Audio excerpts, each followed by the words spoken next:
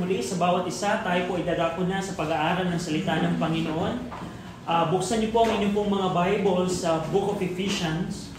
Ephesians chapter 4.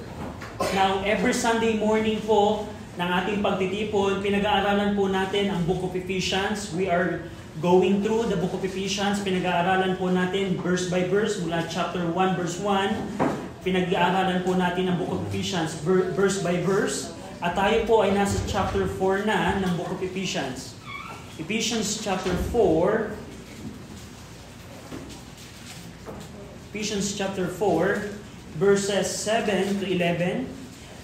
Now, tandaan po natin, ang tema po ng Book of Ephesians, the reason na isinulat po ni Pablo, si Pablo po ang nagsulat po ng Ephesians, sinulat po ni Pablo ang Book of Ephesians para po sa mga mananampalataya, church member na nasa church at Ephesus. Remember, kanina sa ating Sunday School, nakita natin yung province of Asia and yung capital ng Asia ay Ephesus. Yun po ang sinulatan ni Pablo.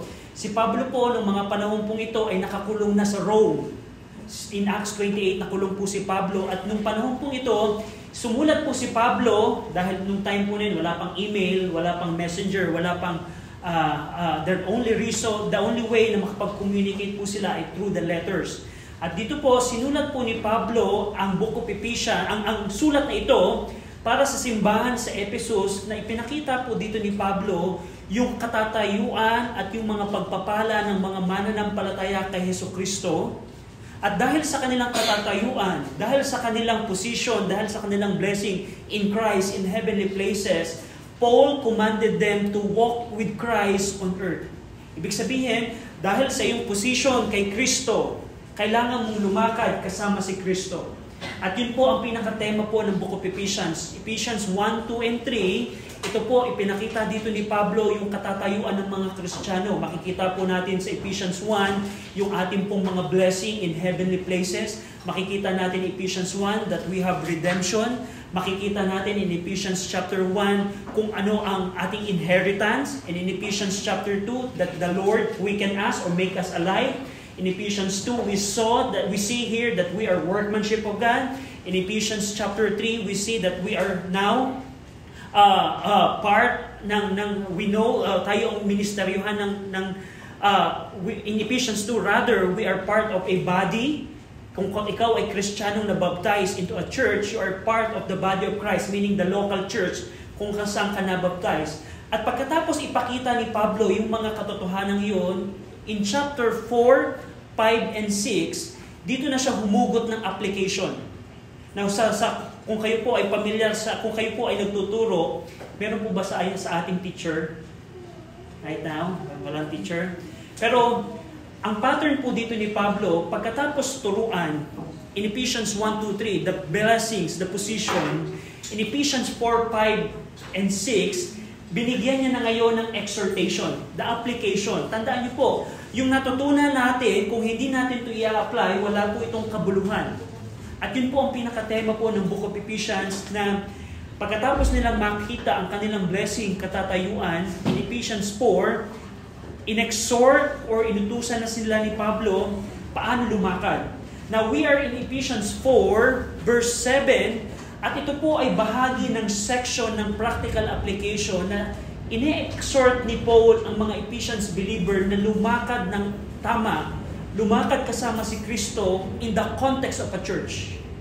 Yung pong Ephesians 4, 1 to 16, yan po ay nagpapatungkol sa paano ako bilang Kristiyano na dapat ako ilalakad sa aking simbahan kung saan ako kabilang. Now, last week, napag-aralan po natin yung Ephesians 1 to 6. Nakita natin dito on how Paul exhorts them to forbear one another in love and to endeavor to keep the unity of the Spirit. Ibig sabihin, ang simbahan po ay pwedeng magawa na mag-forbear one another in love at mapanatili ang pagkakaisa kung meron po tayong lowliness, meekness, and long-suffering. Yan po ang Ephesians 4, 1 to 6. Now today po, titingnan natin, kung last week nakita natin yung unity in the church, na kailangan kung ikaw ay Kristiyano, kung ikaw ay saved and baptized and part of a local church, kung ikaw ay church member, kailangan mong pagsumikapan, responsibilidad ng church member na mapanatili mapagsumikapan ang pagkakaisa ng iyong simbahan. Yan ang makikita natin Ephesians 4:1-6, the unity in the church. But today, titingnan natin the diversity in the church. Merong pagkakaisa sa simbahan na dapat nating gawin kung ikaw ay member ng church. And kung ikaw ay member ng church na ito, dito ang ating context, kailangan mo at ako na mapagsumikapan ang pagkakaisa natin. Kung ikaw ay member ng ibang church, for example, in the context ni Sister Mildred, kailangan niyang pagsumikapan ang unity nila. So, pero dito in Ephesians 4, verse 7-16, kung merong unity kanina, meron din pagkakaiba sa simbahan, diversity in the church. Alam niyo po ba?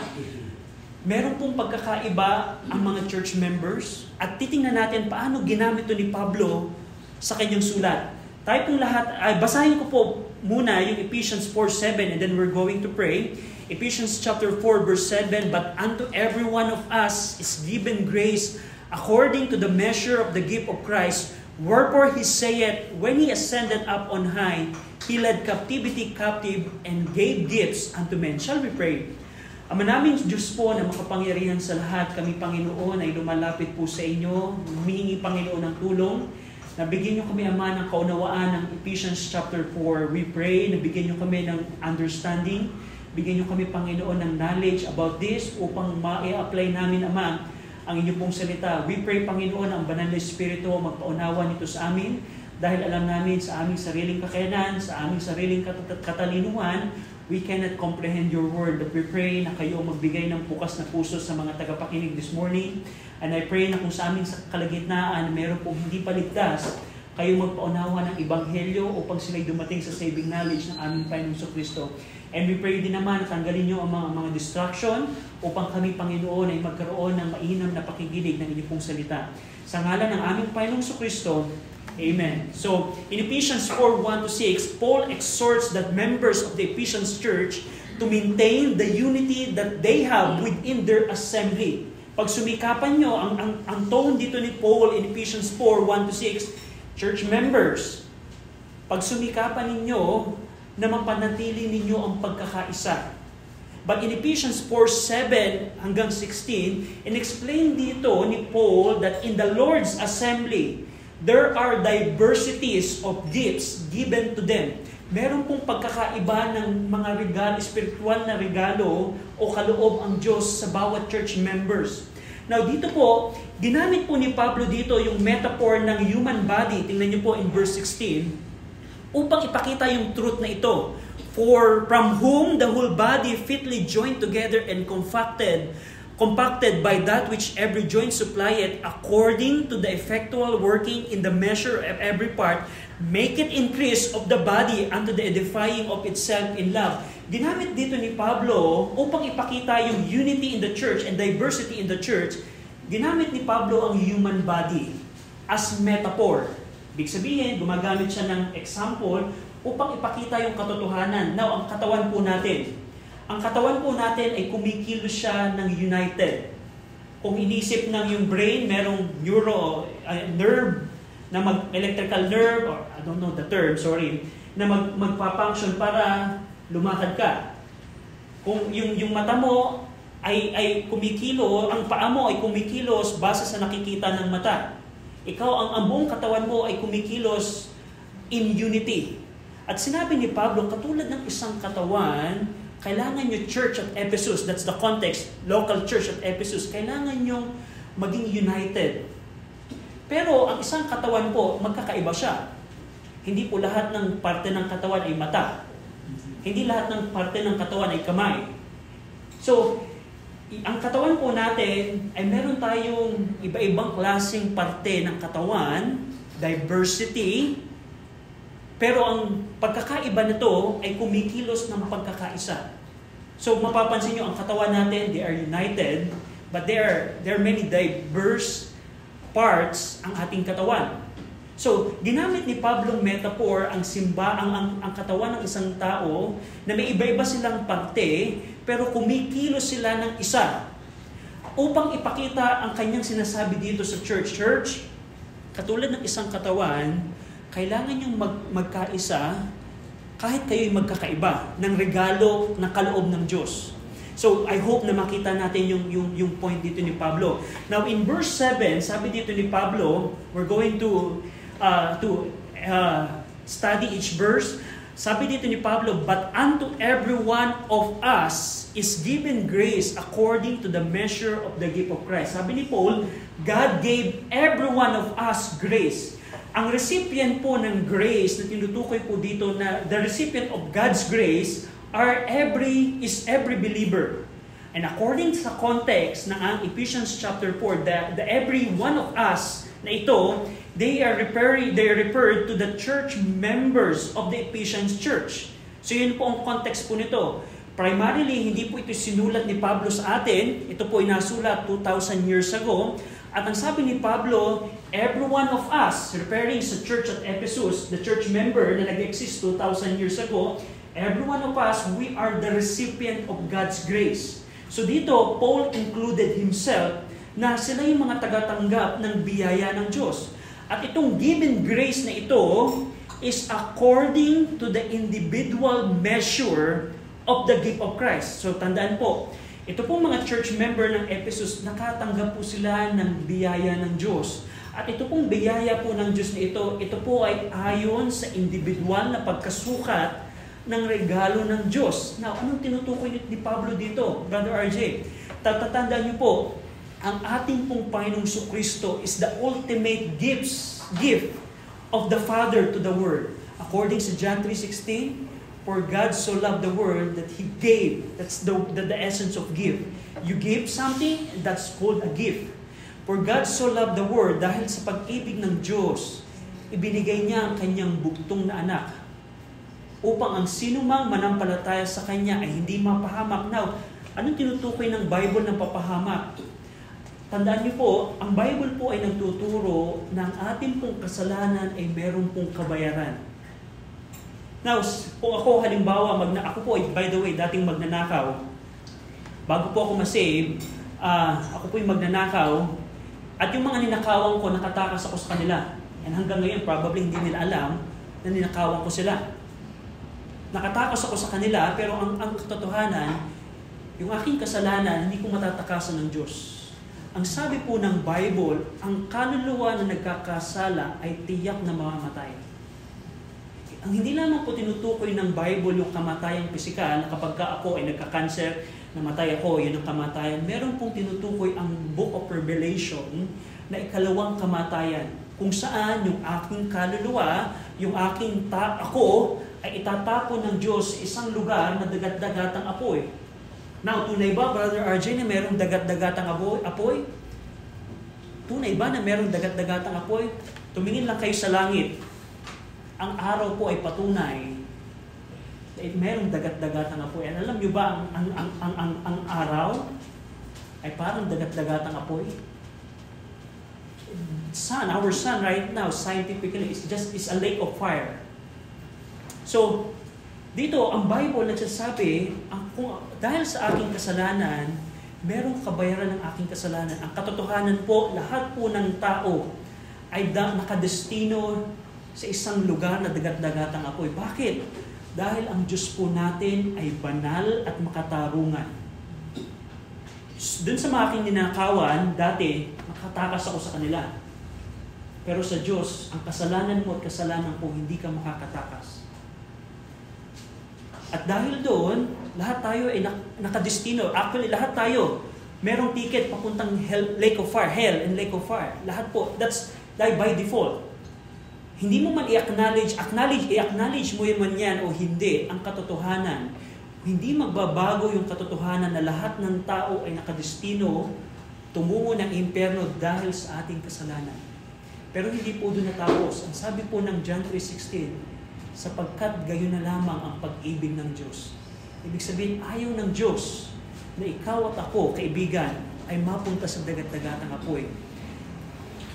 Now, tingnan niyo po, palaisipan po, tingnan niyo po ito, pakinggan niyo po ito. Ang Diyos po natin ay makapangyarihan, kaya po niyang gawin ang lahat. Kayang gawin ng Diyos na sa isang pitik na ganon, lahat ng tao hindi na pupunta ng dagat-dagatang apoy. Kaya ba nang gawin yun ng Diyos? Yes, dahil makapangyarihan ng Diyos. Pero bakit hindi niya ginawa? Kasi pag hindi po pwedeng baliin ng Diyos ang kanyang katuwiran. Kung halimbawa ako, hindi na ako pinagbayad ng Diyos sa aking kasalanan sa isang pitik matang ganyan, isang tawag dito, isang snap ng aking daliri, niligtas na ako ng Diyos, ang katuwiran at kabanalang Diyos ay nabalik. Hindi po, never pong babaliin ng Diyos ang kanyang katawiran, katarungan. Kaya ang ginawa po ng Diyos, according sa kanyang ultimate wisdom, which we see in Ephesians chapter 2 or 3, binigay po niya ang kanyang bugtong na anak. Anong nangyari doon? Nung ang Panginoong Kristo po ay napako sa krus, according sa Isaiah 53, yung katarungan at hustisya po ng Diyos ay hindi na po ipinataw sa tao. Ipinataw po ng Diyos sa kanyang sariling bugtong na anak. Nung ang Panginoong Kristo po ay napako from around 9 a.m. hanggang 3 p.m., naranasan po ng Panginoong Kristo ang hustisya po ng Diyos. To the point na kinalimutan siya ng kanyang ng Diyos Ama. Ang sabi ng Panginoong Kristo, my God, why hast thou forsaken me? Dahil ang ginawa po ng Diyos, instead na ikaw at ako ang magbayad ng iyong kasalanan sa dagat-dagatang apoy, ipinataw niya to sa ating Panginoong Kristo. Kaya po, sabi ng John 3:16, for God so loved the world, He gave His only begotten Son. Yan po ang ginawa ng Panginoong Kristo. You can check Isaiah 53, ang sabi ng Isaiah, it is God the Father who afflicted the Son. Parang pag tinignan natin, parang mga Romano sundalo ang sumampa, tumadyak, dumura kay Jesus Christ. Pero on the background, it is God the Father afflicting His own Son. Kaya niyo bang gawin yun? Kung kayo'y magulang, kaya niyong saktan ang iyong sariling anak. Probably walang matinong magulang ang kaya gawin yun. Pero according sa Scripture, nagawa yun ng Diyos Ama dahil ang galit ng Diyos Ama ay ipinataw ng Diyos hindi na sa tao, kundi sa Panginoong Kristo. Kaya yung Panginoong Kristo po ay napako sa krus. He is suffering that time. Now, bakit ginawa yun ng Panginoon? Upang ang sinumang manampalataya kay Jesus Christ ay hindi na mapahamak, kundi magbagkos ay magkaroon ng buhay na walang hanggan. Tayo po bilang tao, ang kailangan po natin gawin ay dalawang bagay. Sabi ni Pablo in Acts 20:21, repentance toward God and faith toward our Lord Jesus Christ.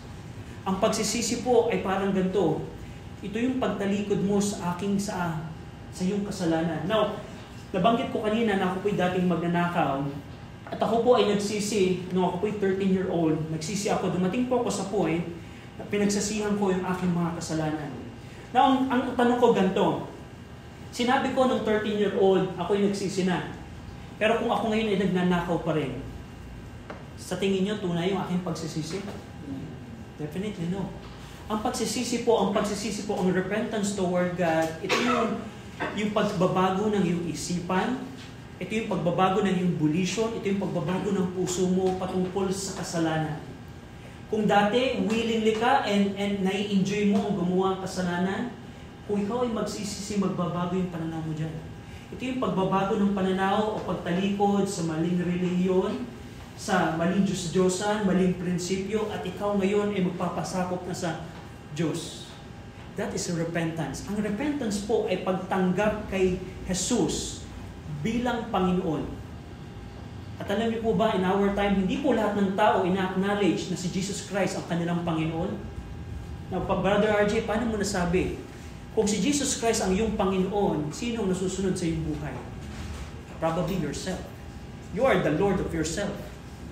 And that's not repentance. Ang repentance is, wait, hindi na akong Diyos ng aking buhay. Si Jesus Christ ang Diyos. At ako'y magpapasakop sa Kanya. That's repentance. At ang Bible po ay nagtuturo, napakalinaw po, from Genesis hanggang Revelation, ang tema ng pagsisisi. Ang tema, unang pangangaral po ni John the Baptist, unang pangangaral ng ating Panginoong Kristo, ang pagsisisi. Hindi lamang po doon, repentance toward God and faith toward our Lord Jesus Christ. Na upang ako ay maligtas, kailangan kong pagtiwalaan na ang Panginoong Kristo ang nagbayad sa aking kasalanan. Ibig sabihin nito, right now po, I am testifying right now I know that God the Father accepted me. Not because I'm good, not because I'm educated, not because I look good, not because I do this and I do that. I know that when I pray, for example, I know that God the Father accepted me because Jesus Christ paid all of my sin. Jesus Christ paid it all. That's my faith. That's my faith. It doesn't change. Kahit ako minsan nakakagawa ng kasalanan, I know that Jesus Christ paid all my sin. Hindi lang siya historical fact katulad ng paniniwala ng maraming tao, maraming Pilipino, na ang pagkamatay ni Jesus Christ is just a historical fact. Kung paano si Jose Rizal ay namatay sa luneta, ganun lang din ang kanilang paniniwala na si Jesus Christ ay namatay sa krus. Pero hindi po yan saving faith. Ang saving faith, alam mo na ang kasalanan mo'y binayaran na ng Panginoon Kristo. At ang sabi ng Bible, tatanggapin mo yung regalo ng Diyos na ating Panginoon Kristo. At yun yung tinutukoy dito ni Pablo, that according to the measure of the gift of Christ, na Jesus Christ is the ultimate gift of the Father to the world. At bilang makasalanan na tumanggap ng regalo ng Diyos, referring sa salvation, the God's gift na pinag-usapan natin kanina, and His Son by faith, sa pamamagitan ng pananampalataya, the saved sinner also receives an individual measure of the gift of Christ. This refers to the divine grace for service, spiritual gifts.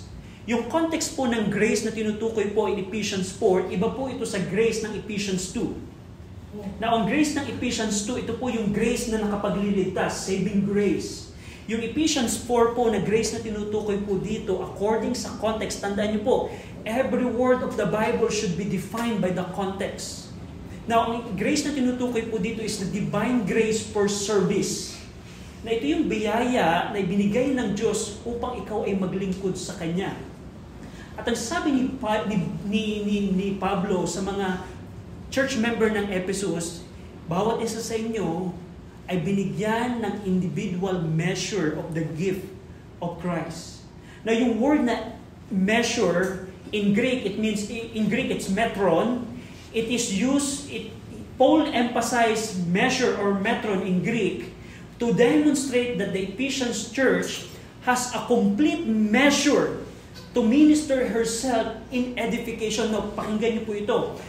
Sinulat ni Pablo ito upang ipakita sa church at Ephesus. Church at Ephesus, you are complete to the measure for your edification. Now, tingnan niyo po, yung verse number 13. May request na basahin natin ang Ephesians 4:13 ng sabay-sabay. Ephesians 4:13, ready? Read. Till we all come into the unity of the faith and of the knowledge of the Son of God, unto a perfect man, unto the measure of the stature of the fullness of Christ. So gusto kong pansinin, unto the measure of the stature of the fullness of Christ. Now, ito po ang bukang bibig, ang nasa isip po ni Pablo nung sinulat po nito. Sabi ni Paul, Church at Ephesus, you are complete.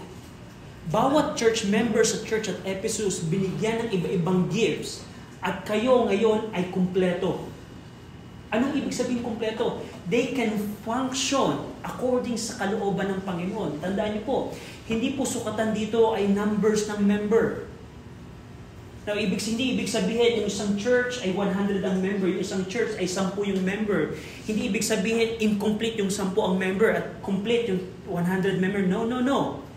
Every church po, every local church, every body of Christ, the body referring to the local church, they are complete.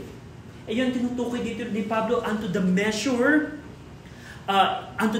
of the gift of Christ. The word measure, he emphasized that upang ipakita na ang Ephesian church at yung ibang simbahan ay kompleto upang mag-minister siya sa kanyang sarili for edification. We're going to see that later on. Now, ibig sabihin po nito, ang church ng halimbawa, in the context po ng church dito, sa Tuktukan, we don't have 100 members. We don't have 300 members. We don't have 1,000 members. Pero, what I'm telling is, according to Ephesians 4, we are complete.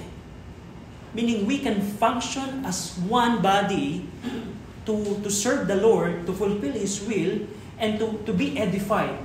Yan ang pinaka-point dito ni Pablo. Na yes, iba-iba kayo, pero ang katotohanan, kumpleto kayo. Now, tingnan niyo po, as a way na makita natin, let's compare Scripture by Scripture. Let's compare Romans 12. So, babalik po tayo sa Book of Ephesians. Tingnan niyo po quickly ang Romans 12. Romans chapter 12, verse 3 to 8. Romans chapter 12. Tandaan niyo po, ang church, kung saan man kayo member, ito po ay kumpleto. Hindi ibig sabihin maliit o malaki ang nagdidikta kung kumpleto to o hindi. Nakita natin ang church at Ephesus ay kumpleto. They can function, they can serve the Lord, they can minister herself in edification.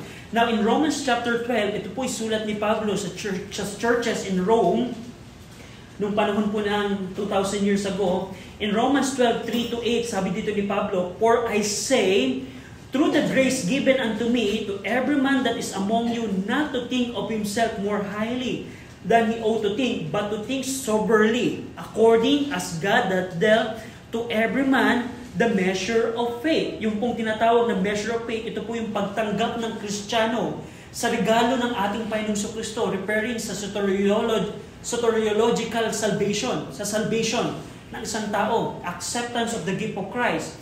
Verse 4, "For as we have many members in one body," isa yung katawan, pero iba-iba yung parte, "and all members have not the same office." There are diversity among the members. Verse 5, "So we, being many, are one body in Christ, and everyone members one of another, having then gifts differing according to the grace that is given to us. Whether prophecy, let us prophesy according to the proportion of faith. Or ministry, let us wait on our ministry. Or he that teacheth on teaching, or he that exhorteth on exhortation. He that giveth, let him do it with simplicity. He that ruleth with diligence. He that showeth mercy with cheerfulness." So dito po, ito po ay parallel ng Ephesians 4, na kung saan merong isang katawan, pero iba-iba yung parte. So same metaphor ang ginamit dito ni Pablo. Dito, yung mga churches at Rome, sinabi ni Paul that they receive the consequent gifts. Nung tinanggap nila yung gift of Christ, which refer to their salvation, they also receive the divine grace for service. So at the same time, nung tinanggap nila yung gift of Christ, meaning ito yung nagsisi siya, nanampalataya at nasave siya, consequently, they receive the divine gift for service. At dito, in Romans chapter 12, ito pong mga spiritual gifts for service in the church include 7 specific gifts.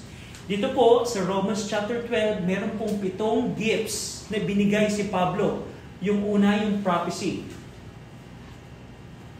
Yung prophecy po, ito po yung gift na binigay ng Diyos sa mga Kristiyano upang ma-foretold ano yung mga nangyayari. Now, ito pong gift na to ay nag-exist na. We're going to explain that later on. Meron pong gift ng prophecy. Meron pong gift of ministry. Ano yung gift of ministry? Ito yung gift na ibinigay ng Diyos sa ibang Kristiyano na kaya pala, bakit si Sister ganto at si Brother ganto ay parang napaka-husay nilang maglingkod sa Panginoon. Sila yung may puso na maglingkod. Why? Dahil meron silang gift of ministry. Meron din pong gift na ibinigay ang Panginoon sa mga ibang church member na gift of teaching. Bakit si Brother ganto o si Sister ganto ay napakahusay magturo? Because of the gift of teaching. Meron po din tinatawag na gift of exhortation. Ito yung admonition. Ito yung gift na ibinigay ng Panginoon sa mga Christian, sa mananampalataya, to admonish, to correct, to warn yung mga Kristiyano nagkakamali. Meron din pong gift of giving. Hindi po lahat ng Kristiyano meron gift of giving. May mga Kristiyano generous because meron silang gift of giving. Meron din pong gift of ruling. And meron gift of showing mercy. Na ang tinutukoy po dito ni Pablo, pakinggan niyo po ito, ang church po ay binigyan ng Diyos ang mga church member ng mga gifts. Bawat isa po ay merong gift na ibinigay ang Panginoon. If you are saved, and if you are part of the church, Meron pong ibinigay ang Diyos sa iyo at sa akin. Every church member, meron pong gift na ibinigay ang Diyos para sa iyo at para sa akin upang ang simbahan niya kung saan kakabilang ay mag-function na kumpleto. Gusto kong makita natin yun. Now, we're going to have an application here. Ibig sabihin nito, Christian, if you are a church member, you don't have excuse to serve the Lord. Kasi may mga Kristiyano nagsasabi, kaya naman ako hindi makapaglingkod kasi wala akong magawa. Hindi ko alam kung ano ang gift sa akin. No. If you are saved, according to Romans 12, if you receive the gift of faith, the gift of Christ, unto the measure of faith, it means your salvation. Consequently, God gave you a gift. It's either one of this. Either one of this. Na ang trabaho mo, Kristiyano, ay kailangan mong hanapin o tingnan anong gift ang binigay sa akin ng Panginoon. Ito ba ay gift of ministry? Ikaw ba, pag ikaw ay naglilingkod, kumikilos sa church, ito ay nai-enjoy mo, nagagawa mo ng maayos? Kung ikaw ba ay magtuturo sa mga bata, magtuturo ka sa Sunday school or sa discipleship, nagagawa mo to, meron kang desire, nagagawa mo ng mainam, meron ka bang gift of ruling? Probably ikaw yung leader ng group sa church. Ikaw ba ay merong gift of prophecy? Wala na po. At dahil lang ito po ay nag-cease, we're going to see that later on. Ito po ay natigil na. Gift of giving, gift of exhortation. Now, ang point ko po dito, Christian, pinakita dito ni Pablo na ang simbahan ay kumpleto, katulad ng isang katawan, dahil ang Diyos ay nagbigay ng diverse gift sa isang simbahan. Kung paano ang Panginoon kung paano ang mga mananampalatay tinanggap ang gift of Christ, consequently, binigyan din tayo ng gifts, the spiritual gifts na tinutukoy. Now, tingnan niyo po in Ephesians 4, we're going to continue in Ephesians 4. So, yan po ang tinutukoy dito ni Paul that consequently, the believers receive the spiritual gifts. Now, Ephesians 4, verse 8 hanggang verse number 10. May request na basahin po natin ito ng sabay-sabay. Ephesians 4, 8 to 10. Ready? Read. Wherefore he said, when he ascended up on high, he led captivity captive, and gave gifts unto men. Now that he ascended, what is it but that he also descended first into the lower parts of the earth?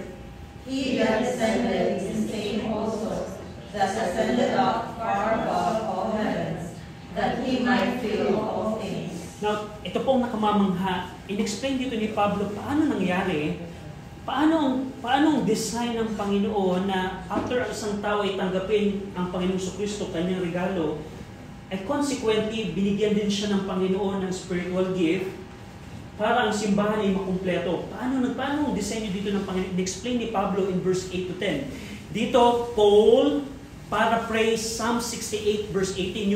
Yung pong kanyang pinaraphrase po dito ay makikita niyo po yan sa Psalm 68 verse 18, which refers to Israel restoration and destruction of Israel enemies. Yung Psalm 68 po na pinaraphrase po ni Pablo, ginamit niya yung Old Testament passage, Psalm of David. Ito po yung nagpapatungkol sa restoration of Israel. Ito po yung mangyayari in the tribulation at yung destruction of Israel enemy. Mangyayari po ito in the millennium reign of Christ. Pero pinaraphrase po dito ni Pablo ito at ginawa niya itong application. He made an application of this Old Testament passage to demonstrate Christ's descension, pagbaba ng Panginoong Jesucristo, and Christ's ascension. Anong ibig sabihin po nito? When Christ descended from heaven to earth, it means Christ's incarnation. Yung pagkakatawang tao ng ating Panginoong Jesucristo at yung kanyang pagpapakababa. Yung pong descension po dito, it refers to Christ's incarnation and humiliation. At yung ascension po dito, na tinutukoy ng verse 9 to 10, ito po yung exaltation of Christ. So Christ's descension and Christ's ascension, it represent Christ's incarnation, pagkakatawang tao, at Christ's humiliation. Ang ating Panginoong Jesucristo po ay co-equal, co-powerful with God the Father, pero nung siya po ay nagkatawang tao, He humbled Himself. That is descension.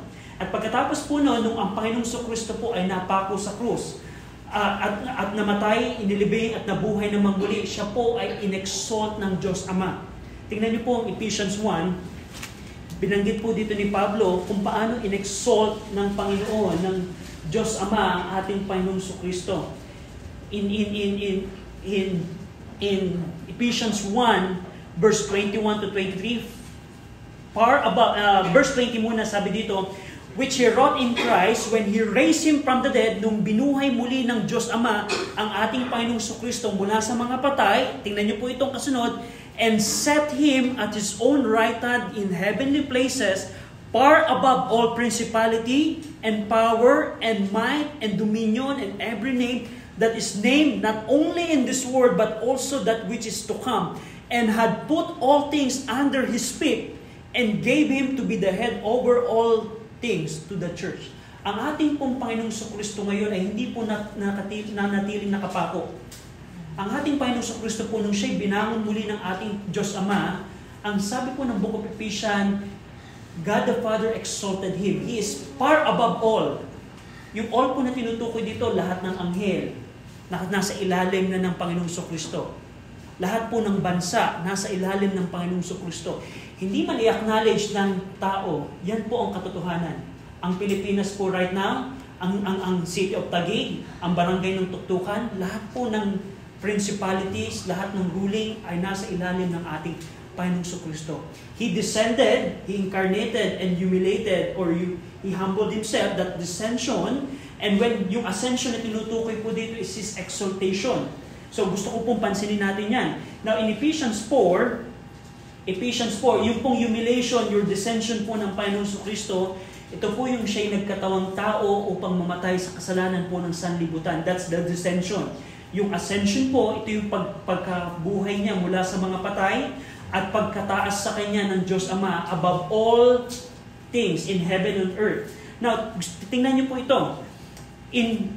Dun sa binasa po natin kanina, sabi doon, He descended and ascended that He might fill all things. Pansinin niyo huling verse ng verse 10. That He might fill all things. Now, ang context po dito is giving gifts. Giving gifts sa church. Huwag po tayong lalayo sa context. Sabi dito, He descended and He ascended in order to fill all things.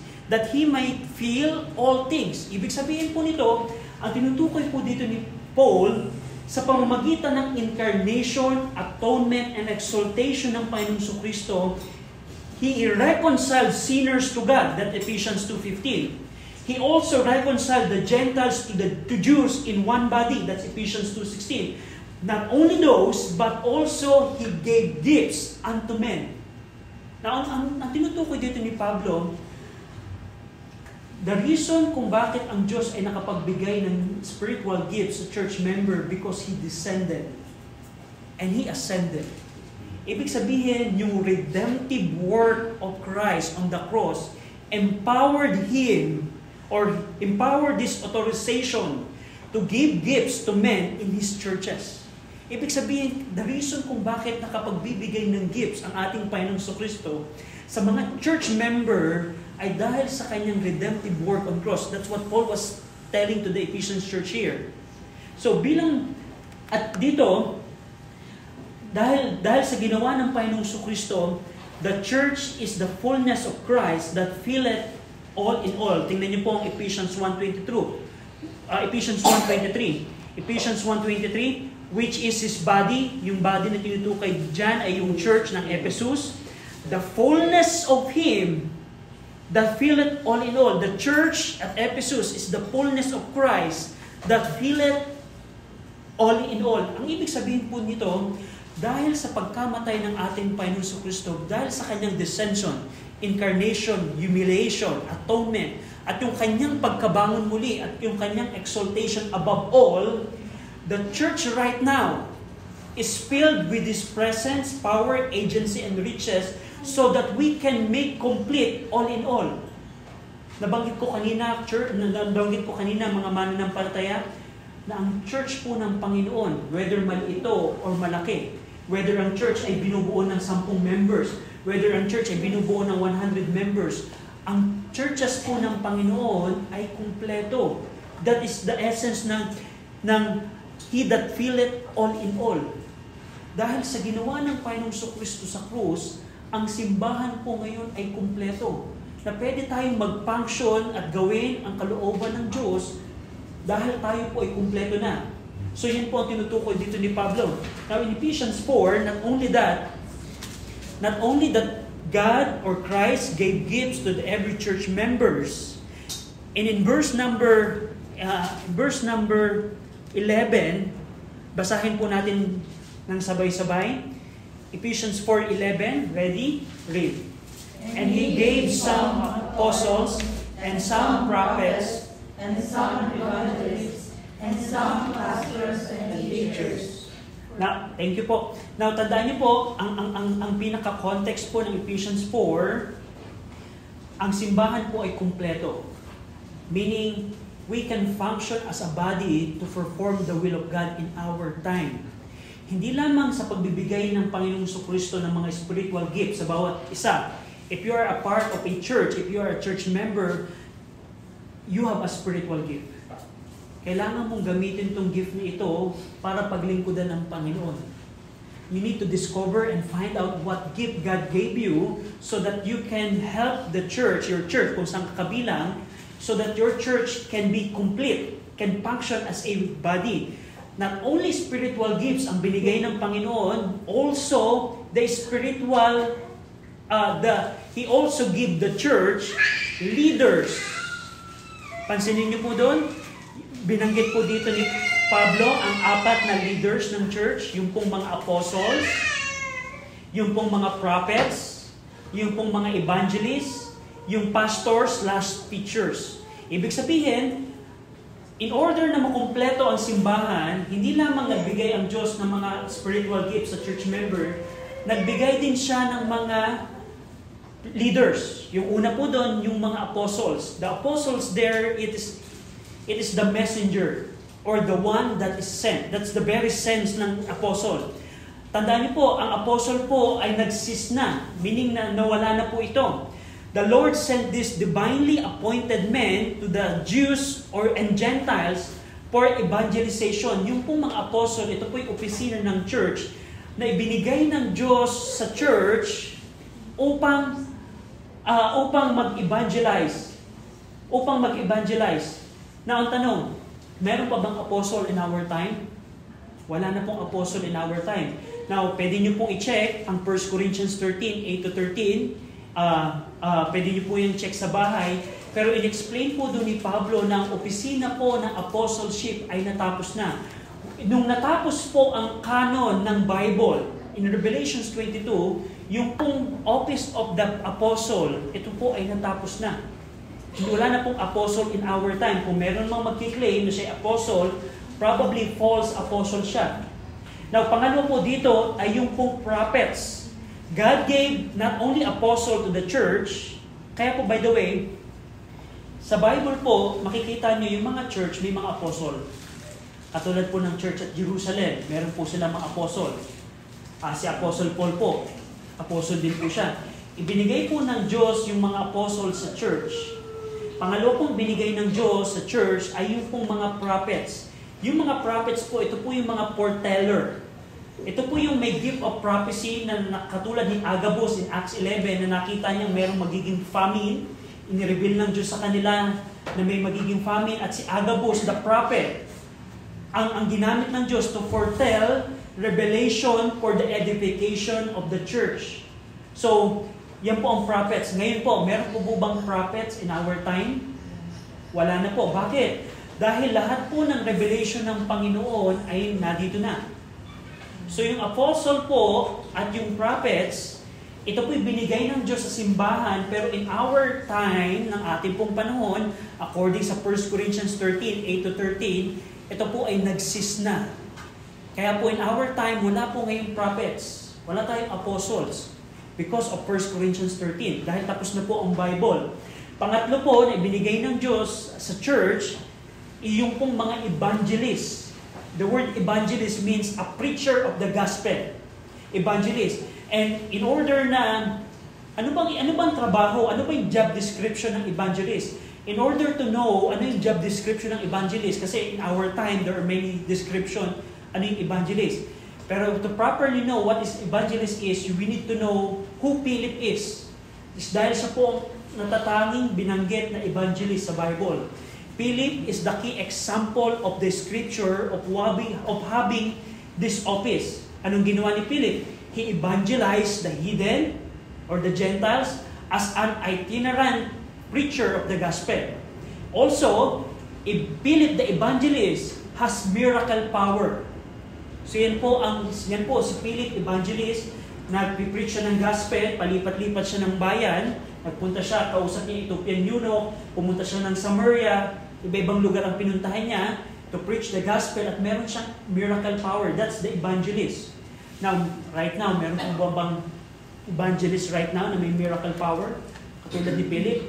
Probably no. And last po dito, na binigay ng Diyos sa simbahan, in Ephesians 4:11, ay yung pastors and teachers. Now, gusto kong pansinin ninyo sa Greek po, the original, sa received text po, yung pong pastor and teacher, ginamitan po ito ni Pablo ng one article.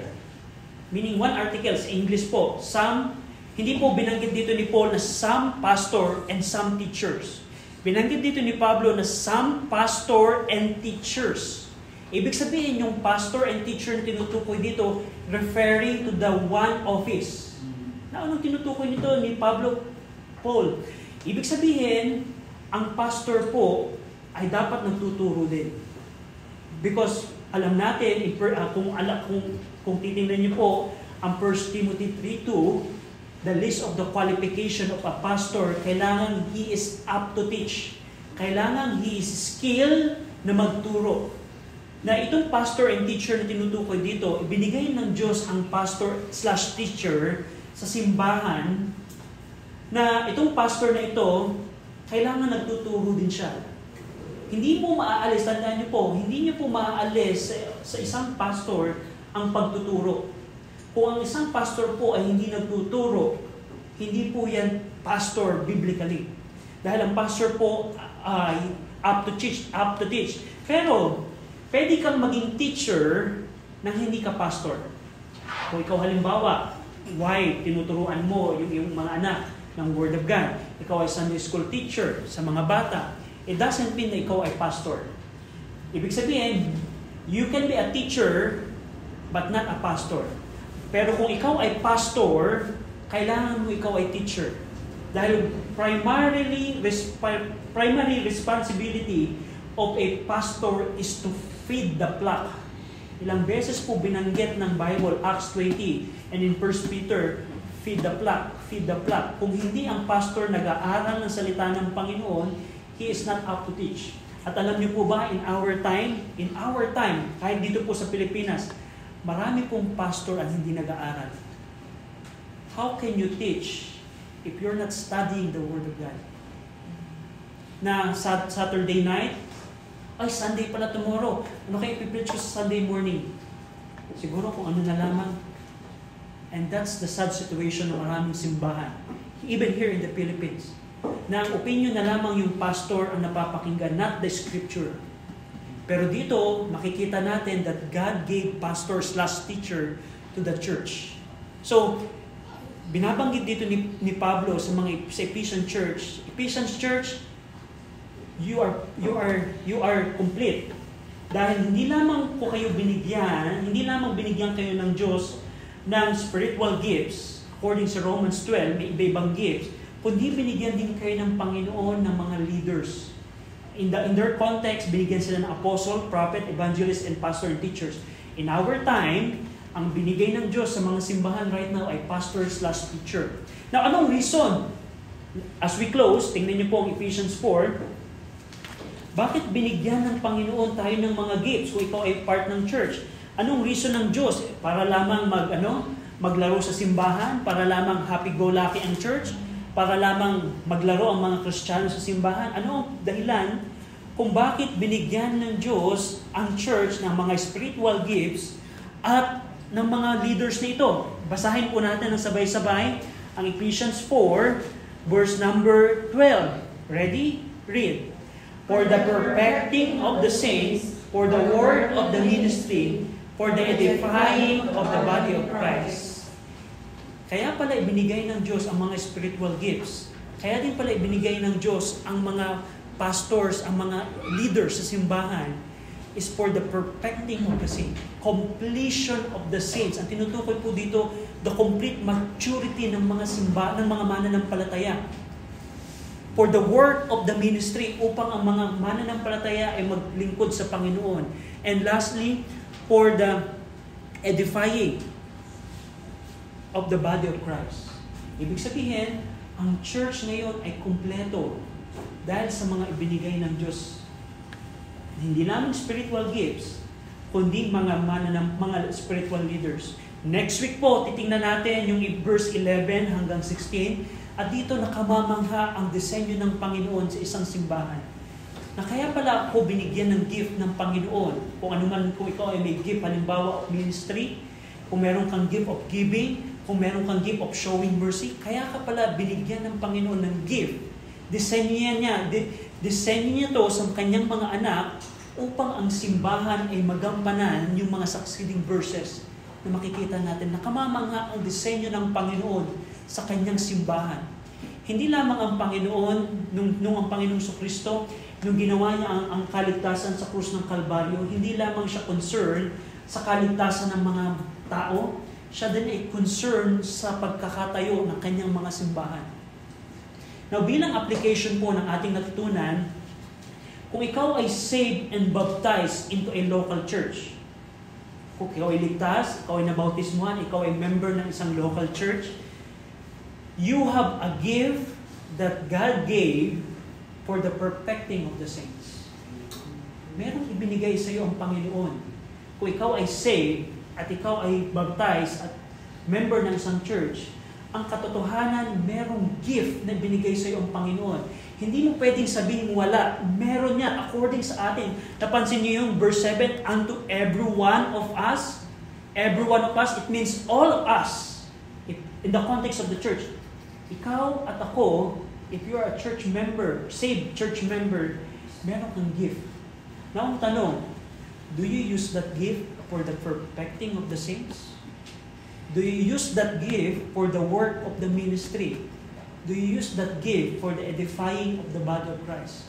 The sad thing in our time right now, maraming professing Christian, ang simbahan ay parang religious thing lang. Marami pong Pilipino ang lumaki sa kultura ng Roman Catholic na kailangan kong magsimba every week as a religious ritual. And many Christians have that same approach sa simbahan. Ay, dahil Sunday, religious thing, kailangan pumunta ng church. Not performing. Yung nakita natin na meron palang gift na ibinigay sa akin ng Panginoon. Kailangan ko itong gamitin. Now, tingnan niyo po, kung kayo ay may katawan, at halimbawa, hindi na nagpapunction, halimbawa, yung isang parte ng katawan, halimbawa, yung inyong kanang kamay, ayaw mag-participate sa the rest of the body. And that's the reason ang church hindi makapag-function completely. Because of the church member na merong gift na ibinigay sa kanya, pero hindi ginagawa. Kaya nga bilang challenge mga mananampalataya, how do you use the God-given gift for you? In the context of your church. Of course, Sister Mildred, may sarili po silang church.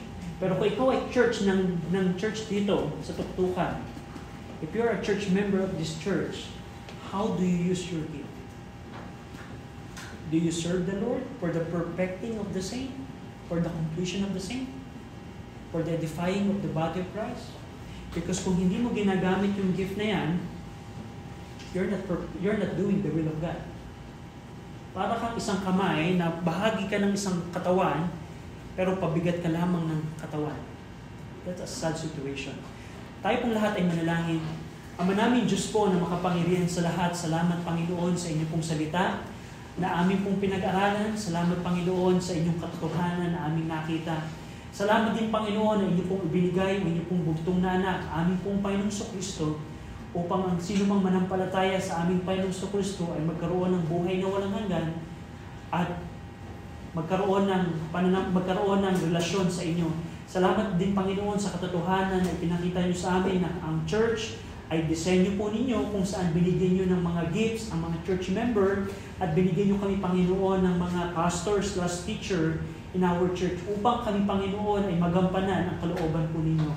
Pinupuri namin kayo at pinsasalamatan sa ngalan ng aming Panginoong Kristo. Amen. Salamat po. We are dismissed.